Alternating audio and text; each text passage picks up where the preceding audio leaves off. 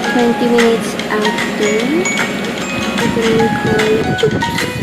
So after almost 40 minutes, ito na po yung malapit na sa kapitok. See you later! Plus 5 minutes! Let's go. Maingat na. Wow! Init. Ano kaya?